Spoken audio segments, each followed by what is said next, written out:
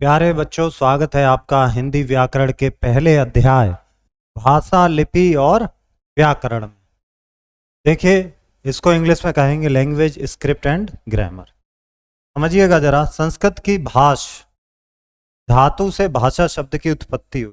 भाषा शब्द की उत्पत्ति हुई है भाष धातु। और ये भाष का मतलब क्या? भाष मतलब है बोलना, यानी कि भाषण है भाष। हम घर परिवार में बोलकर ही अपनी बात एक दूसरे तक पहुंचाते, सुनकर उसका जवाब देते हैं। तो भाषा की अगर परिभाषा कहें तो क्या है? मन के भावों विचारों के आदान प्रदान का माध्यम ही भाषा है। तो मन के विचार हैं या भाव हैं, अगर उन्हें हमें आदान प्रदान करना है, एक दूसरे तक पहुंचाना है, उसके लिए हमें माध्यम चाहिए और वो माध्यम है भाषा। भाषा के रूप क्या हैं? भाषा के दो रूप होते हैं, एक मौखिक भाषा और दूसरा लिखित भाषा। मौखिक है कि हम लोग बोल के समझाते हैं, जैसे डॉक्टर और मरीज की बातचीत।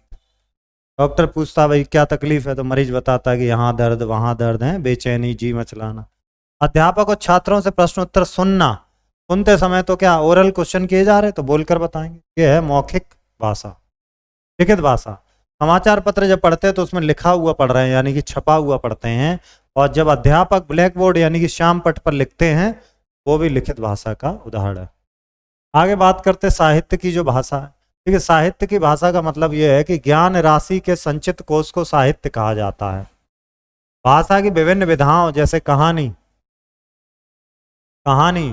नाटक, उपन्यास, एकांकी, कविता, काव्य संग्रह, महाकाव्य, इन सबको हम लोग क्या बोल देते हैं? साहित्य की भाषा, जो कि पीढ़ी दर पीढ़ी ज्ञान से हमें अवगत कराते। बहुत पहले महाभारत लिखा गया, आज तक लोग महाभारत पढ़ते हैं। रामायण लिखा गया, पीढ़ी दर पीढ़ी। अब आते हैं राजभाषा।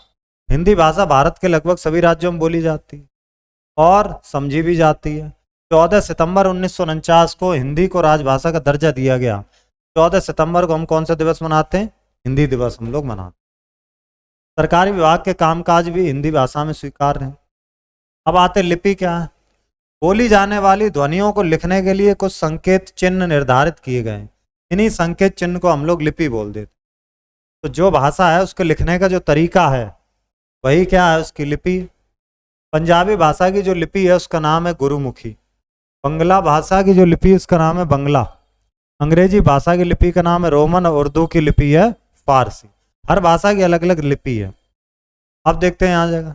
संस्कृत, हिंदी, अवधी, ब्रज, मैथिली, मारवाड़ी, मराठी, इनकी लिपि है देवनागरी। बोली क्या होती है? बोली देश के अलग अलग क्षेत्रों में बोली जाने वाली भाषा के क्षेत्रीय रूप को बोली कहते हैं। जैसे बुंदेली, भोजपुरी, हरियाणवी, राजस्थानी, ये सब क्या है? बोलियां हैं अलग अलग जगह की। लोकल जो भाषा है उसे बोली बोल रहे हैं। अब आते हैं व्याकरण।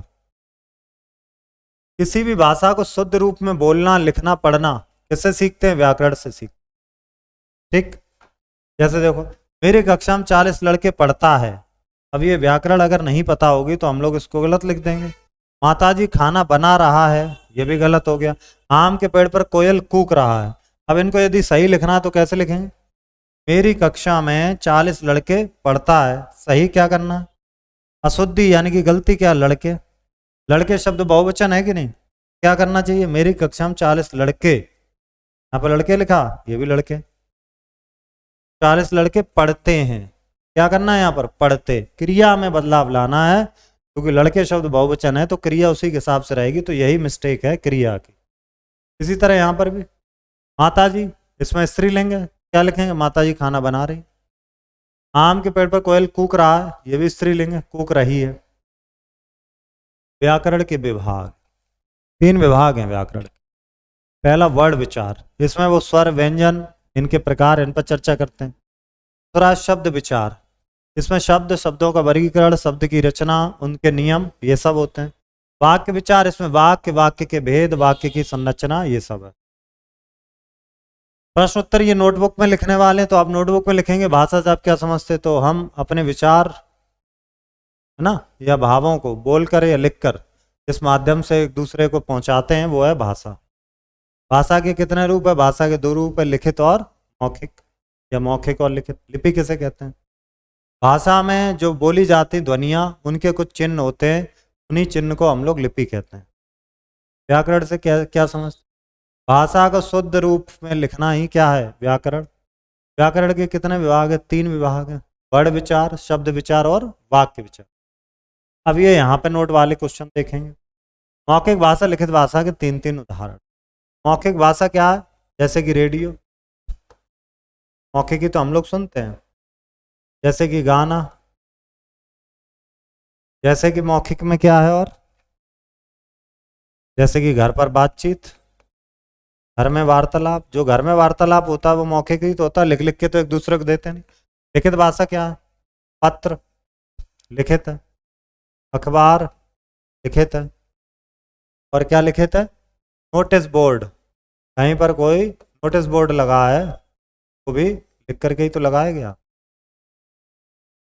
अब चलिए मिलान करते हैं। रेडियो, रेडियो क्या है? मौखिक है। राजभाषा क्या है? हिंदी राजभाषा है। पत्र लिखित है। हिंदी भाषा देवनागरी लिपि है। हिंदी दिवस 14 सितंबर है। कुछ शब्द भर के पूरा करिए, चलिए करते पूरा। भाषा के रूप होते हैं, भाषा के 2 रूप होते हैं। पहला रूप है इसका मौखिक, दूसरा रूप है इसका लिखित। अंग्रेजी भाषा की लिपि रोमन है। हिंदी दिवस 14 सितंबर को मनाया जाता है।